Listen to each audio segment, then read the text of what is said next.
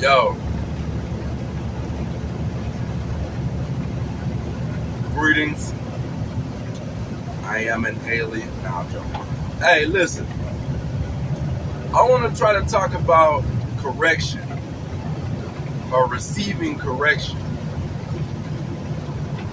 Not all of us are able. Able. That's a word. You have to be able to receive, right? Not all of us are able to receive the gift of correction. Correction, criticism, and I don't know what the derogatory word for correction is, or the opposite word of correction is. But correction is correct. Actual correction and criticism is a gift to be received,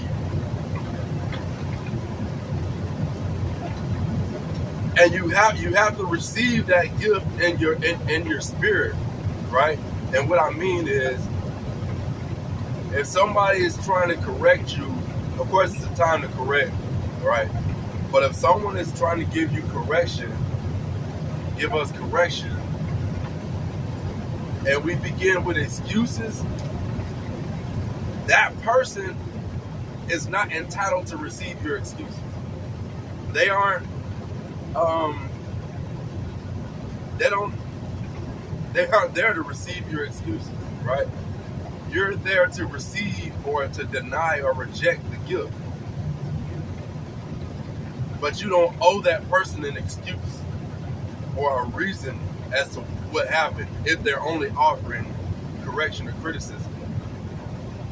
Unless, of course, it's a boss or something like that. But I'm not talking about work. Even still, to receive would be to say, you don't necessarily agree with what they're saying if they're wrong, but they don't have to know that. They don't have to know how you receive it. They'll see it. They'll see it and the next time they meet you, or the next time you perform whatever task it was where they approached you, right? So, you simply say, if you want the correction, you simply say, okay, thank you, because correction is a gift, especially if you're trying to do better. You know what I mean? That correction is a gift, especially if you're trying to do better. Like, nobody that doesn't want to do better wants to be corrected or criticized, right? So,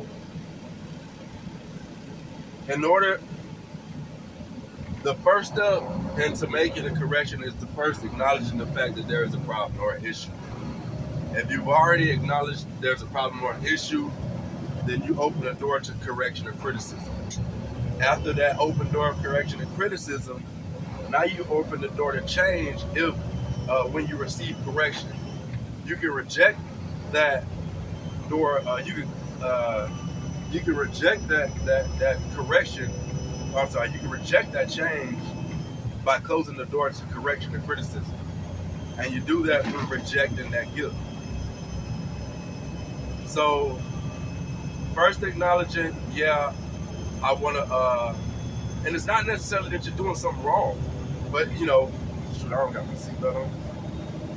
But just the fact that you want to do better in something means that you open that door, right? Once that door is open, people are going to walk through with correction and criticism. They're going to walk through that door with a gift, right? When they walk through that door with that gift, you can receive that gift or reject that gift. A lot of us at times don't like the person that comes through the door to deliver that message, so that message gets rejected.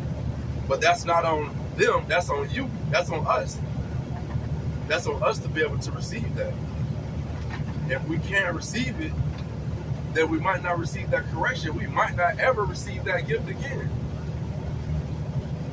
And I'm not trying to scare anybody, but I'm just saying,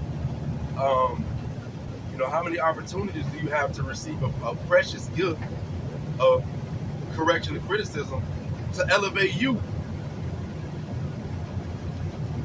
Like, this person that's giving you that gift of correction is trying to pull you up. They aren't pulling you down, especially if they're approaching you tactfully. So yeah, that's all I want to say. We gotta learn to. Let me try to find an example of. When I was a kid, every time I got in trouble a lot.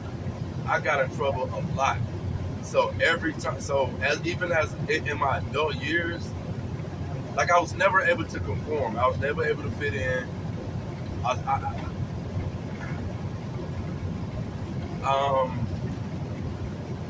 was always in the principal office for fighting somebody else's battle. I just didn't like to see people get run over. And I was scrawny myself, or not being able to sit down in class, bouncing around. I was all over the place. I would listen for like 2 seconds and I was right back to doing whatever they told me not to. Anyway, I stayed in the principal office a lot. And even in my adult years, I would, if I heard my name or somebody would come to me with correction or criticism, it would trigger me. I would get triggered. And I would immediately go into explanation. I want to do better. Not too many people don't want to do better. But as I opened the door to actually, no, I don't even think I had the door open to correction or criticism. But when people would come knocking, I'd peep through the peephole, and be like, nah, man, listen, go away. I didn't do this. I didn't do that. It wasn't my, whatever the case may be. And I wasn't really able to get better until man, I'm gonna say my mid-30s, man.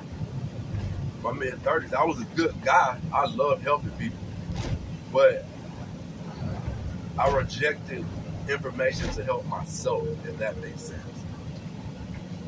But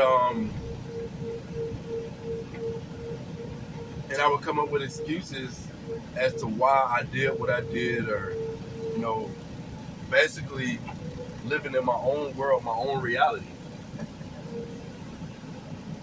and accepting that as my reality. So yeah, basically I'm gonna say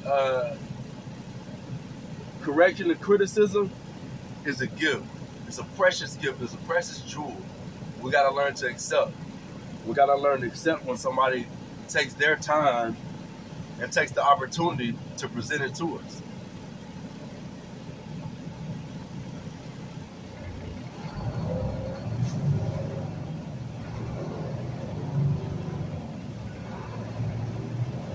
But yeah, that's it. I just wanted to make that statement. Had to make a little turn to the street. Y'all,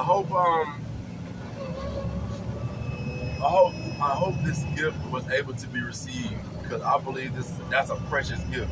And that's communication, man. If we can't communicate with one another, and that's one of the hardest things we do today, because there's so many different realities, so many different perceptions, personalities, belief systems. There's so much, and then we become indoctrinated to believe that we can only listen to certain things. Like, the separation is becoming deep. It's becoming deep and heavy. And last time I checked, there was only one God. So, what God are we serving? Anyway, that's a topic for another discussion. So yeah, that's it. If you watch this video, I wish you a lot of peace, love, and elevation. All right.